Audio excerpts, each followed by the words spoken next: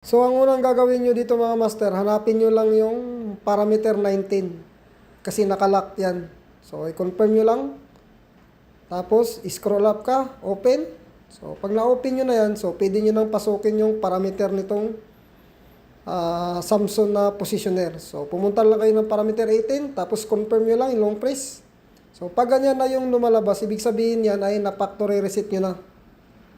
So, ngayon, pupunta tayo ng parameter. So, sa calibration. So, dito nyo makikita yan sa takip ng positioner. So, nandyan yung parameter default.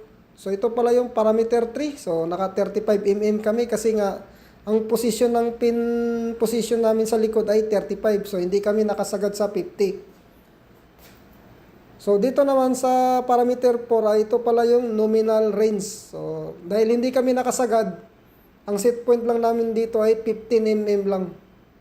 So, confirm nyo lang.